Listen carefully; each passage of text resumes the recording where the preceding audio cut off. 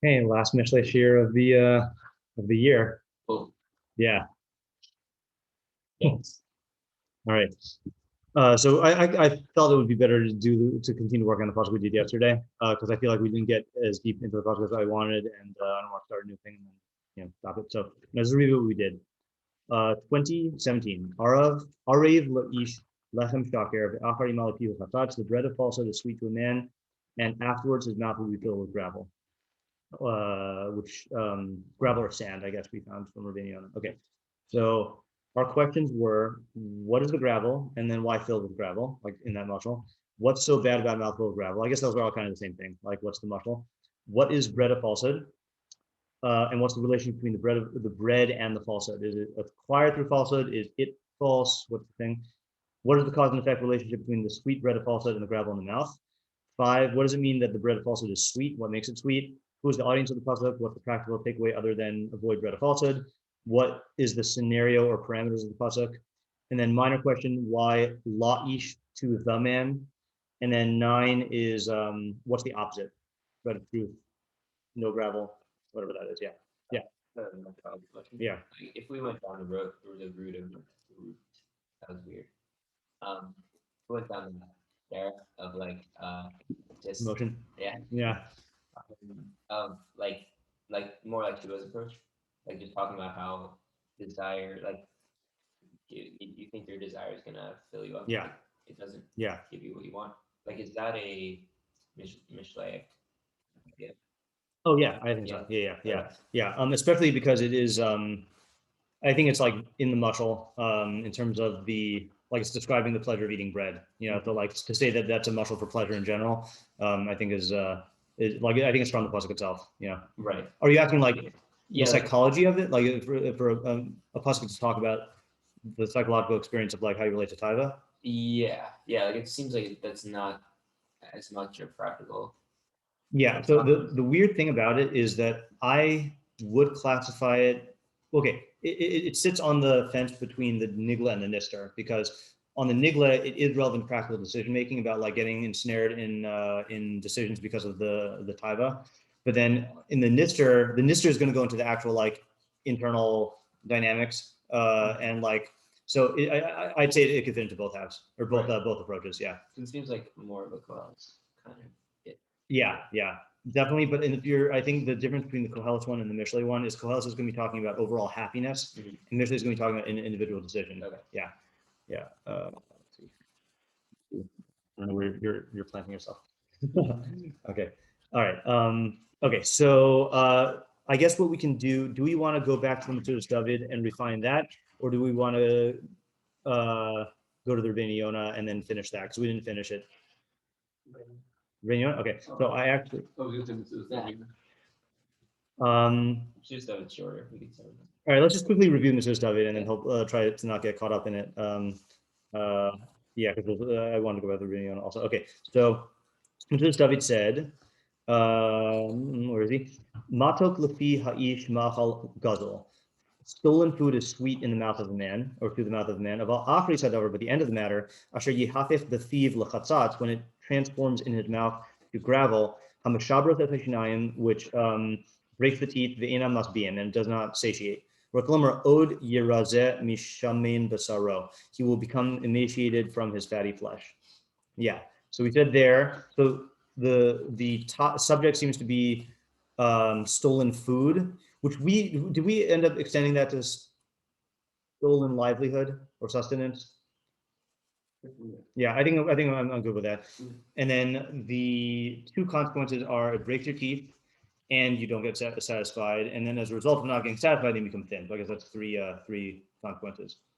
And breaking your teeth, you were saying was that it's self-defeating. Like you're not going to be able to keep this lifestyle. Yeah, it destroys your ability to eat, right? So it destroys your ability to eat to get more food.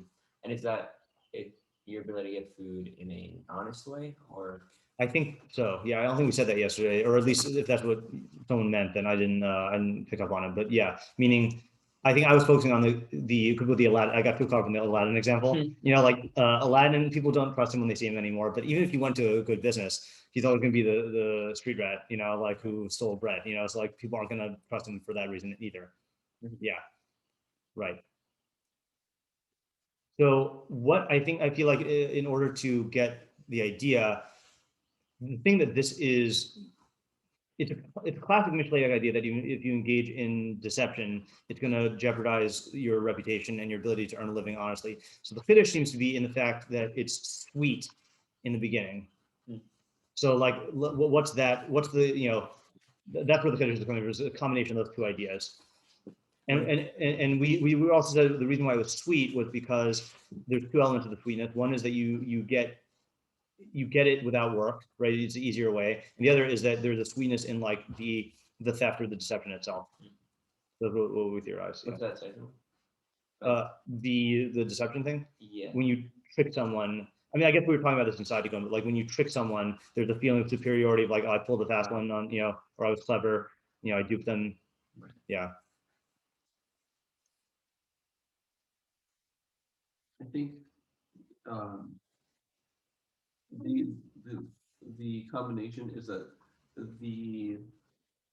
there is I think it's like a feeling like I mean it just seems the short-term consequences like you trick this person, stole from him, Yeah, and you got away with it. So that feels sweet, and so you say, like, and this is a sweet thing. I'm doing it. Yeah. But saying the consequence of that is like not what we talked about. Right. I'm smiling because I have a good example of this. A foolish mistake I made. So I'm, I have to like get rid of my food for the summer, the perishable stuff. So I had bought a whole, I was so stupid. I bought a whole thing of a marinated mozzarella, which I had intended to use for pizza, and like, this is like the good stuff, So like I decided, okay, I'll eat half of it, with like tomatoes and olive oil and stuff, and it was really good. And then I was like, I love this and I want to finish it. And I've never eaten an entire braid of mozzarella. And I'm like, I'm not one of these like Ashkenazim who's like lactose intolerant. And what bad thing could happen to me? I've eaten tons of mozzarella in my life, but I've never eaten the whole thing of mozzarella, So I ate it. And then the next day I felt the effects, which I will not go into, but like, it was I think there is a seduction of the sweet food where you're eating it and nothing is happening right now. So like, of course I could keep eating it, and like I think that's in other words, like, I don't know if I'm saying that it's different than any other like immediate consequence, immediate benefit versus a long-term pain, but like that, like the pasuk is definitely trying to like bridge the gap. Like you're eating this and it's going to turn into gravel in your mouth. That's like how you should view it. When in reality, it's not going to be immediate. Yeah, Mati? Maybe if like if true satisfaction comes from the purpose, when you steal something, like you immediately sleep. Right. So that's reminds me of the approach that you were taking yesterday, also about the way that you relate to the income that you get. You were putting emphasis on the fact that you stole it and like it's going to be, you're going to feel guilty about it, and Mati's putting the emphasis on the fact that you're not doing it like through a legitimate, hardworking means. That's definitely possible. My question is does that right? To me, that is not a teeth-breaking consequence. Like that might be a good shot of the pasuk. I don't know if that's a good explanation of what the Metzudas David is talking about. Like that doesn't actually break your teeth. You know what I'm saying? Because breaking teeth is like a permanent thing. You break your teeth and you can't eat anymore. This is just like that guy who like feels guilty could return it, or this guy who like doesn't feel good about the way he's working could like just get a legitimate job. This sounds like a permanent crippling effect. That's why I think the emphasis is on the how it's going to damage your ability to make a living in the future. You know what I'm saying? So it's a good shot, just not for Mishlei David. Yeah. So can we just solidify this last thing with the sweetness versus the idea of the breaking of the teeth and not being satiated? I feel like there's just something we're missing. And maybe this is just me pushing for a different type of fetish. Maybe just say what you're saying again. Sure. Yeah, is that because the guy is seduced by the sweetness of the bread, which is either the ease of earning the living or the joy of like swindling someone, then he doesn't realize that this is going to ultimately jeopardize his ability to make a living in an illegitimate way or even in a legitimate way.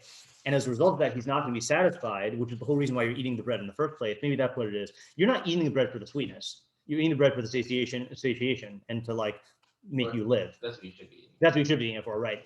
So like he see, okay, but now this is this might be it. Meaning, yeah. Oh, okay, he gets so caught up in the pleasure of the eating of the bread that he doesn't realize that the way he's eating it is going to ruin his ability to get the bread and to digest it and to like get nutrition from it. So maybe it is putting more of the emphasis on the. See, this is where the muscle is. This is like what the muscle is trying to get at. Like if I give you sweet bread and it tastes good and it's filled with rocks and it breaks your teeth and you don't get to swallow the bread and you don't get to eat it. Like that's the emotional thrust of the muscle, So like the fact that it's sweet is great. So like fine, so like lick the bread and then leave it, don't make that into your diet. Yeah. Actually, yeah, right. And that'll deter other people from eating. Yeah. They say they have to also. Them joke's on you. Yeah. Well, it's the classic like mixing up of your wants. Right. Like you're sort of doing something that's better for your taivas, right, and but it's negative for your need. Right. And you think though that you are getting your needs fulfilled, but you're right because it's bread. And that could be a justification for eating. Right. And I have maybe. Right. I need to eat bread. Yeah. Right. It's like right there. And you need to steal it. You feel like yeah. That's what I assumed you meant. Yeah. Yeah. So I don't know if this is a legitimate book or not, but I'm gonna take lechem sheker in the two ways that we discussed. Okay. Which is bread that's acquired through falsehood, but also that it's false bread. In that it's not. Oh, right. It's not going to function as bread. Yeah. Right, because it's not giving you nutrition. Yeah. Right. Yeah. Mm-hmm. So let's now add that component to the idea. Is that not that component? I mean, that's good for the reading of it, but the component you're mentioning is that that you justify stealing the bread because I need it to live. But really what's going on is the gratification is coming from the sweetness, and the bread is impairing your ability to eat, and you're not getting the nutrition. Yeah. Seems complicated. It's also masking in a way now. Like it's something that yes, you do indeed need bread, but the sweetness is now like you're using it as some sort of mask of saying I need this. Mm-hmm. When you're really looking for the want and you're masking it as a need. Right. Yeah. Right. That's the yeah. And I think hold on. Yeah. Yeah. You're also the fact that just you're saying that I'm doing this for satiation, and it's like a weird thing that like the justification that you're using is actually harming that. Yeah. Right. The thing, the reasoning you're giving it's like you're saying that this is helping your livelihood. Yeah. Your livelihood, but it's really harming you. Right. I'm not sure. So it's like an even worse. See, there's a rationalization where you're doing something for reason A. You're actually doing something for reason A, but then you give reason B. But this is and reason B is just like not really. It's not related. It's just like some other thing. Here, it's like the reason B. Your davka not getting that. And you actually do. It is something that you need. Right. It's a weird kind of category of rationalization. Yeah. I feel okay. So this might be another avenue. I feel like it's very important to be aware of this category of rationalization, right? So you actually have a need for bread, right? And you tell yourself that you're getting the bread for that need, but what you're actually doing is completely ruining your ability to use the bread for that need. Mm-hmm. Is that a different kind of rationalization, or it just happens to be that in this case you're farming beef and you need beef? I think okay, let me put it this way. Certainly it is a very, very, very like it's a very sneaky form of self-deception, because you think you are actually doing something and you're actually doing the complete opposite. And it's real. Like, you do need the thing. You need the bread, and you think you're eating the bread to satisfy that need, but the way you're doing it is you're looking at it in the face and saying, I am eating bread, but you're actually just like having a mouthful of gravel and breaking your teeth. Right. I mean, the sweet. You're not saying that you're not even thinking about the sweetness. Right. The sweetness is just twisting your mind. Right. And it's the sweetness is telling you like, oh, eat this for satiation. Yeah. But it's really not Yeah. really. See, You know you need satiation. Right. That's if anyone asks you along the whole process. Yeah. That's what you would think. Right. Yeah. Yeah. Yeah. Yeah, and also then, so far as like what road this guy's gonna end up going down, Yeah. what framework he's working in is now when he's working in the framework of something that's like a sweet thing versus something that he needs, he's more working now on something that's gonna be like emotionally satisfying and something that's more rational than saying like a much more rational thing of I need bread for satiation, but now he's just looking for things that are enjoyable. And also then what roads that'll take him down is one's gonna be that more rational, just doing whatever it is to get this bread, even if it's not necessary, and then end up breaking his teeth on things that are just like not reasonable anymore. Mhm. Versus if he really did need the bread, then he'll be working toward always getting what he needs for satiation. And then there's also like further down the road with what framework he's operating in will be some ways going for this bread. Yeah, I feel like this is getting into this, and this is getting into Rubino Yona territory, which we should go into now to explore this, because I feel like we're now past this thing of the livelihood approach, which might be a problem for the Metzudas David. What do you mean? Because that's what I thought Metzudas David was saying, but maybe I mean, because he says guzzle, that's the thing, mafal guzzle. That's what is telling me, because this is the way we're explaining this whole thing is it is much more about needs and wants, not in the idea. The focus of the idea seems to have shifted from jeopardizing your livelihood by engaging in illicit means of self-support to like the way that you're tricking yourself. So now I don't know where the idea lies. Yeah, I think we've shifted more into the false bread Yeah, version rather in than the stolen bread. Yeah. No, but I think his idea is that you are harming, like, it's still the same thing that you think you're doing this for your livelihood. Yeah, You're that's really true. doing it. It's really destroying your livelihood. Right. In the long run. Yeah. So, okay, maybe let's just try one more time to round it off. So what's the matok thing? Because we're saying that the matok is really what is if it weren't for the fact that the bread was sweet, you wouldn't do this, right? And the other thing also is in the mushel, is sweet bread a real thing?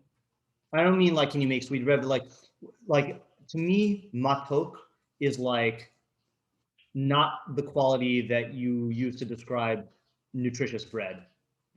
Nutritious bread is just, like it's sustaining. Like matzah was like a dessert quality or like a pleasure quality, So like the fact that that's why you're eating the bread would seem to be like a red flag, Like, oh, this bread is so sweet, Like that's not what you say about bread. So like, you should look at why you're eating the bread.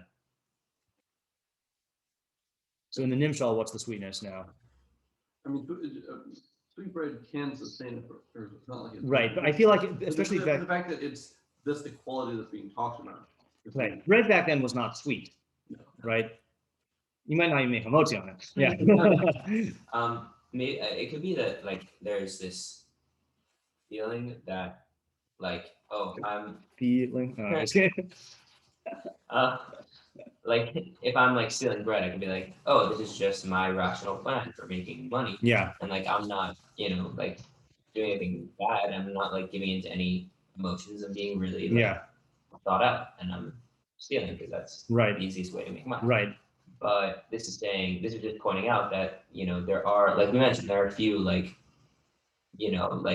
emotions that can get involved in making you want to steal. Like it's really easy, or it's like you're lazy or whatever, or like it's you want to like get one up on the other guy, like you feel good about that. Yeah. So like there are a bunch of these like motivation, like emotional motivation, Yeah. that will make you want to steal, even Yeah. though it actually destroys your livelihood. Okay, so now what we're saying is we're not limiting ourselves to any one particular sweetness quality, just some appeal in the immediacy of the partaking of the bread is what really blinds you to the fact that you're rationalizing, that you're blind to this unique type of rationalization where the thing that you think you're doing that you actually need to do, you're ruining your ability to do it. So yeah, I guess I'm just not clear. Is that a new, different kind of rationalization, or is just a ironic consequence of the rationalization? I hear the question. Or like it's a mistake. See, I think it is, okay, well, someone was asking me recently, how do you know when you're rationalizing? Which is a great question. And one of the telltale signs of the rationalizing is if there's a contradiction. And this is a contradiction. So I don't know if that answers your question. What? What's the contradiction? Contradiction is the guy's telling himself, I am being satiated, and davka, you're doing something that prevents yourself from being satiated. Right. You know, I'm making a livelihood, and no, you're ruining your ability to make a livelihood. You know. Yeah. Otherwise, he would be right. It is a rational plan. Right. Of right. action. Yeah. Right. Like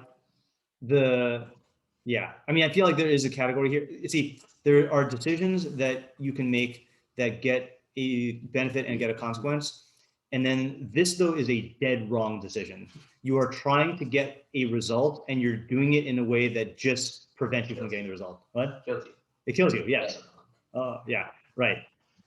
Right, so I think I think I would not frame this as like, this just is ironic. Mm-hmm. This is Mishlei SHIURIM. This is like, davka, the thing you're trying to do through illicit means, you're going to be, that is going to withhold from you the result that you're trying to get. And that shows you that you're rational. That shows you that you're, yeah. Okay, this is much better than we were at yesterday. So now let's transition to Yona, and there might be overlap. Yeah. I just wanted to talk about the practical ramifications. Yeah. I mean, I think one thing is just don't steal. Yeah. But I think maybe it's saying that, you know, if you're taking a course of action and course of action that you're choosing seems like sweet to you, Yeah. then that should raise red flags that you should. It's not that necessarily is bad. Right, because it could be sweet, nutritious bread. Yeah. Yeah. Yeah. Yeah. It's not like it can't be a good path, but sweetness, you know, sweetness can come from a lot of like bad factors too. Yeah. And so, and can blind. Yeah, that's the more important quality. That the sweetness can blind you to the nature of the thing because all your focus is on the sweetness. That ooh, this is sweet, you know. Yeah, and so when something is sweet, then you should. That's exactly when you should stop and say, do I actually want to do this? Yeah, right. And I think if the sweetness is big enough and long enough, that could be a reason to do this. Right. You could be like, oh, that's we get a lot of sweetness out of this. Right. Yeah. But yeah. Yeah. You shouldn't be making the decision. Right. Yeah. Right. Yeah. Then that's the end that you're going for. Right. Yeah. Yeah. Okay. So I was a little distrustful of the lack of the kudos on the Rביno yesterday. So I made copies of the good one, which also might be slightly different than the one the first time. Okay, so Where's this? that's from the good Rביno, the Feldheim. What? The what? The Feldheim edition, yeah. This is also better in terms of gear styles and stuff, which is rare for me to say about Torstein, but I do think that. Okay, Arav Leish Lechem Shakir V'Achrim Malapihu Chatats. Arav Leish Lechem Shakir. Baal Ganos Atava. This comes to denigrate. I always hate translating Tava as desire. Lustful desire, immediate desire, instinctual desire, however you want to translate Tava. The Amar ki animshach l'tavato lo yabit b'shas hatava l'achrisa, saying that someone who is drawn after a taiva will not look at the time of the taiva at its end, at its consequence. V'ye'erav lo lechem gazel b'chamas, and bread that is stolen, bread of robbery and violence will be sweet to him. Even though he knows that after he eats it, his mouth will be filled with sand and gravel that will grind his teeth. This is a metaphor for punishment or consequences. He is telling the greatness of people of human folly.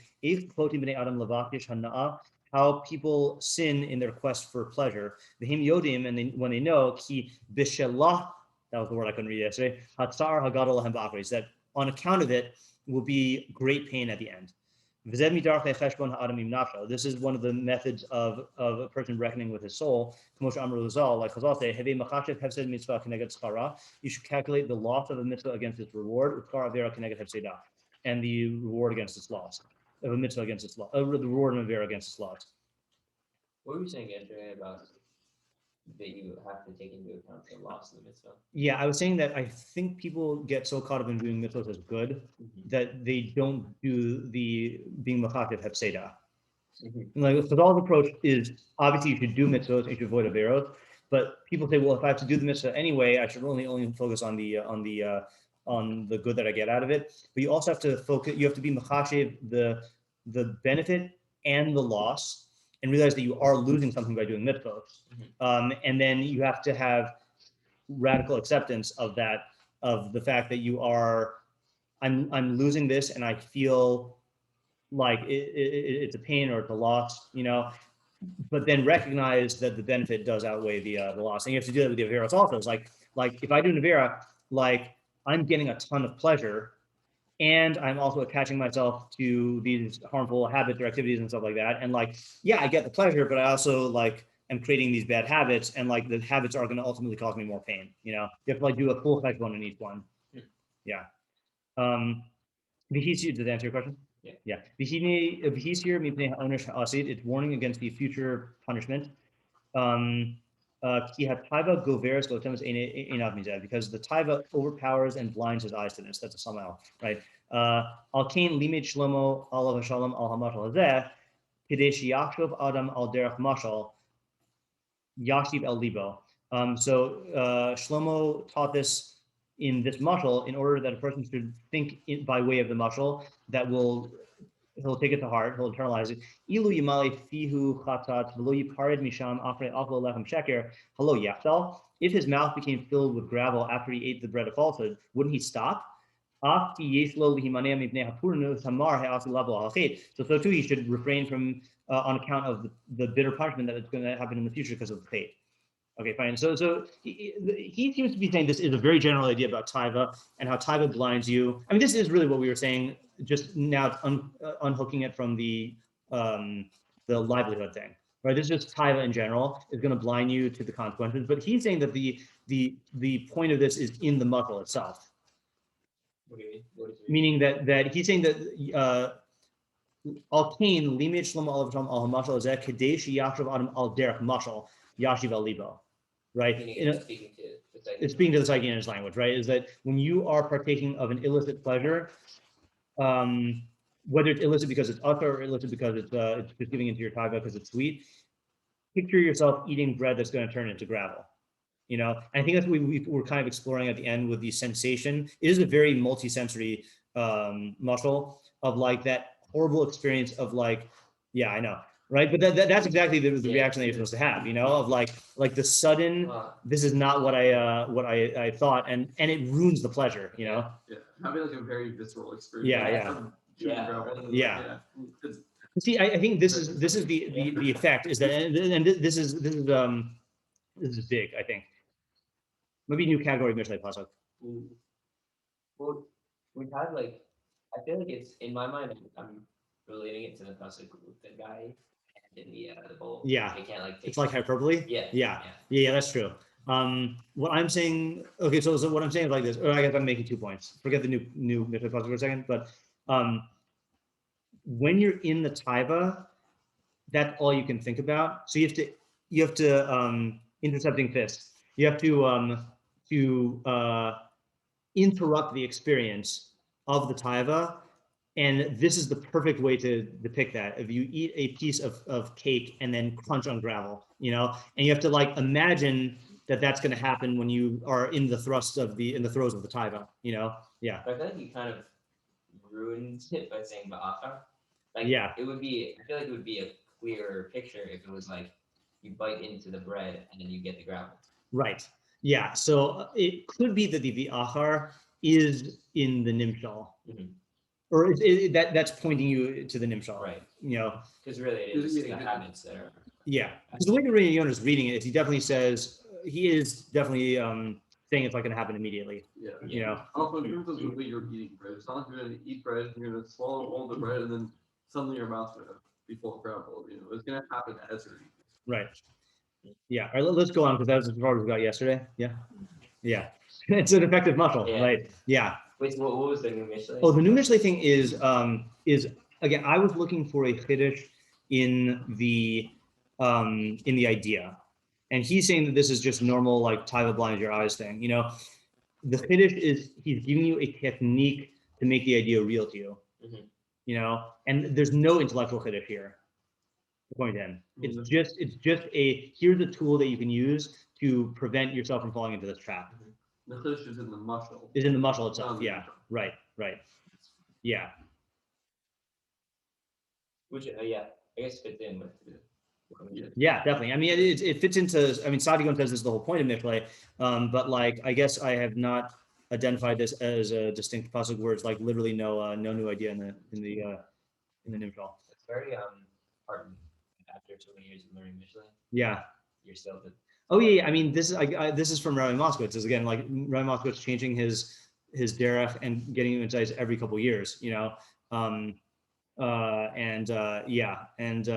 feel like it is a good thing that like there's so many meforshim on Mishlei that like you get like gems like this. You know, of like oh now there's a new category I'm aware of. You know, but but you definitely have to like stay flexible. I mean, I think the best example of this year was Tehillim. It's like walking in with a method, and then seeing new, like getting a sense of what the sefer is as we employ the method, and but yes, it is heartening how infinite the Chachma is. Okay, where were we now? Vitachim. It's possible. It's possible that the previous pasuk is an opening or an introduction to this matter. So this is the cosigner. Since it's talking about the foolishness of the majority of mankind, who sin for pleasure, even though they know the punishment in the future. It introduces it by saying, take the garment of the one who co-signs for a stranger. You should not have compassion on someone who makes such a huge mistake to trust in a person who he doesn't know. Right, that was the lesson of the last one, right? You should not co-sign for a stranger. Like, that's just dumb. You'll find people who rob and steal for pleasure, even though they know that there's going to be a tremendous punishment. And if they don't pay attention to this because of the yitra,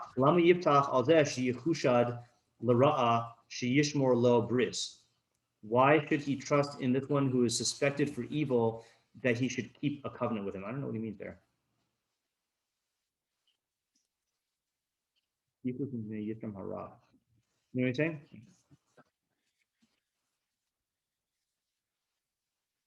I don't know if this last part's relevant, but we'll read it anyway.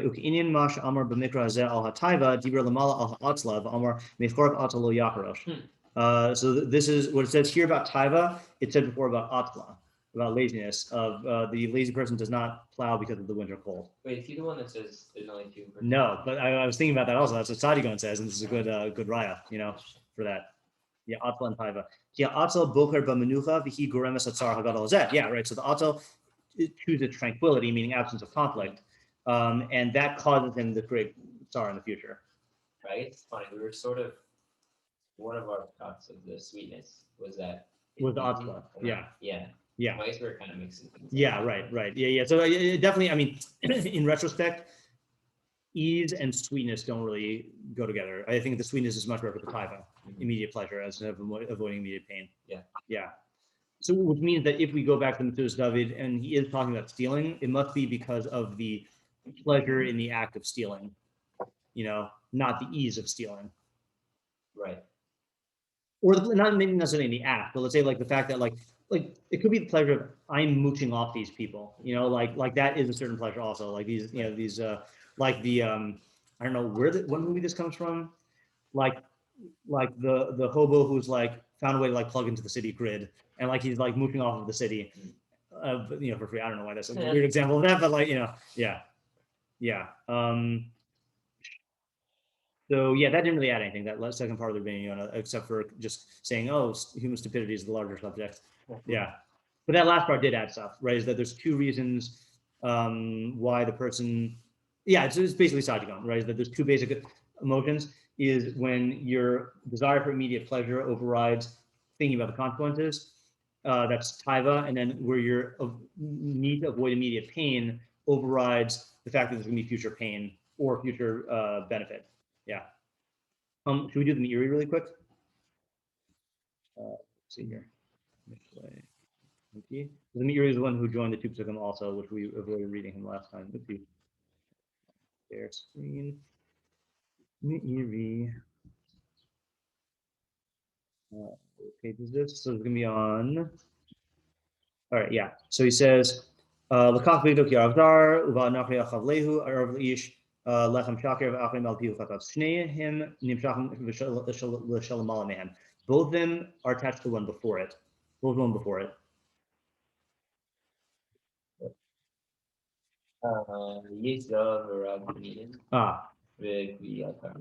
Okay, fine. I forgot what he said on that anyway. The nigle ha'arli his dars b'shmiras ha'osher ubahama dato. So in the external meaning of the pasuk, it is teaching you to be zealous or diligent in guarding your wealth and preserving it. As diligent in that as you are in guarding against things that cause the loss. So there's really three things, right? When with wealth, there's how to make. You have to make money. You have to keep your money, and you have to like guard against extreme losses. Okay. So to me, there's two different things. There's like maintaining it, and then there's guarding against extreme losses. In other words, like the guy who like just doesn't manage his farm and then like doesn't produce as well. That's different than co-signing for a stranger. But yeah, it's in that general category of shmira, and but I think it is a subdivision. I'm saying that because I think maybe I don't know. I'm assuming he's going that way because of the co-signing thing. Those are different than spending all your money. Yeah. Right. Well, spending all your money can be a different way also to like lose it in. Well, that was the time we were saying about maintaining it. That could be. Yeah.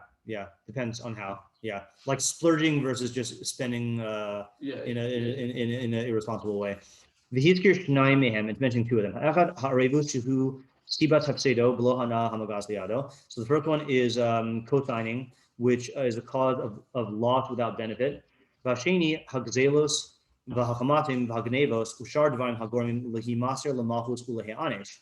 So the second one is theft and robbery and stealing and other things that cause you to be arrested by the authorities and punished, right? Whether in your body or in your possessions. V'amar tchila lakach bigdo v'hu makor. Klomar sichluso mevio lihios bigdo memushkan me'arbuso. Fine. So his garment will cause. Sorry, his foolishness will cause his garment to be taken as a security for his guarantorship. Whatever. The Arav Zar, Kamal Lizar, Vakalev, Kamal Chevla. I'm just going to skip those grammar stuff. Who nigzar mean Kabul Tachbol, Kolomar Gorem, Shiukach Bigdo, Arvo Zar, Mashkono, Babur Hazara, O Ulai, Lakach, Vakavleu, Shnaim, Sivuyim, Lamashkin, Vamakum Hoda, Shakin Min Ha'inyan Lasos, Lahi Alta Kler, Allah, Umavis Bahar, Umos Bahar. Okay, fine. Ach, Lechem Pirusha, Kolomar Altsad, Shehatava Yachayev, Kain, Ukmo Rabin. Vamar Achgav Arav Ish Lechem Checker, Kashigoni Vagozo Shahar Divine Hadom Lahu Arav Lo, Ve'eno Mizbonin Mayim Ta'uhu Alzeh, Va'arushadom Pihu Chatat, Via Kushinav. Okay, so he doesn't really go into the idea that much. He's just saying like these are two ways you could be losing money. Yeah. Derek Nesser, should we do that? All right. From the peanut gallery. Derek Nesser Gamkain Shav El Hayelat Hamiskain. So this is talking about the poor youth. You know who the poor youth is? The intellect, yeah. So the poor youth, this is talking about the poor youth. Aruva Lazar, when he, the intellect, co-signs for a stranger, who Melech Hazakin, which is the old king. Who's the old king? Yeah, the Taivas, right? The Yetzer Hara. V'nikra Zar, what? When he signs off on his activities. When he signs off on his activities, we'll see what he says about it, right? V'nikra Zar, that works out really well for people who live in Russia. Al Vilti Heyotha Mukuvan La'atzmo. Because the actions are not intended for themselves. What does that mean? Vilti Heyotha Mukuvan La'atzmo. I mean, not intended for the yelling. That's what makes sense to me, but I don't know why it says La'atzmo. V'lakach bigdo, because the yelad is the real self. V'lakach bigdo, remez al hefsed midosav haru'uyos lo. So the taking of his garment is alluding to the loss of the midos that are proper for him. Mitzad nemshelas hazakin alav, because of the dominion of the old king over him. Ki midos yikru b'derech mashal begadim. Midos are called by way of mashal clothing. V'chavlehu, we got to read the whole thing and then try to put it together. Emphasis on the word try. V'chavlehu kumo chavlo. Miloshen ki cheleg Hashem amo Yaakov chevel nachlas. So he's saying chevel is cord, I think, or rope. Ratlomer chelko, no, sorry, his portion. Ratlomer chelko v'goralo, his portion and his lot. Shahaya royalo, which is fit for him. V'kar lechem sheker hahishtakea b'hanaos hagashmios yoter midai. Bread of falsehood means being immersed in the physical pleasures more than to an excess. Ki kol davar hanase ba'chatas kavana hu sheker. Anything that a chait is done with is called sheker. Uva avkariso yimali pihu chatats v'taki hena shinavbo. He'll break his teeth on it. Ratzlomer ki tikrav l'shachat nafsho. He'll come to the destruction of his soul. V'chiyato l'mimisim, and his life for those who will kill him. V'yelo hachatat chotet umnesach mavio beno uvein hamuchuvan takliso. So he is using it as a chatita, and it will be for him as a barrier and a veil that separates between him and the thing that he's intending for. No clue what he's talking about. Oh, yeah. Yeah, go ahead. That the yelad is co-signing for the basically the intellect co-signing for the desires, which Okay. is, it's basically saying when wherever the it's basically promising to clean up for the consequences of the desires. Mm-hmm. Which means that the desires are going to do whatever they want. Mm-hmm. And then that's going to I see. prevent you from having I'm not sure about the metaphor of beg it for Right, but we'll accept that. Yeah. Yeah, you have to be able to acquire good mitos. Right. And And then okay. So let me just state that first. Okay, so just to so if your intellect signs off on the taivas, then you're going to lose mitos, and that's going to be bad for the intellect, like someone who loses his garment, and no shirt, no shoes, no service. Yeah. Meaning that you're not going to be able to go places if you don't have a garment.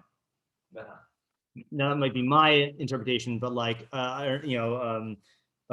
I don't exactly know what he means by the chatzitza. Like where he's getting, achar yimali piu chatzatz. I don't know. Chatzatz, the piu thing seems to be going with the breaking of the teeth, but it's gonna. In other words, it's gonna. Well, maybe that's what it means. I don't know. I'm not sure. Like after he fills his mouth, it'll be a pizza. Yeah, there's a mixing of metaphors here with the lacking of the garment and the breaking his teeth, and that's what I'm not. That's the piece I'm missing. Isn't he? Well, he does say takina shinav though. Oh. He'll break his teeth on it, or blunt his teeth.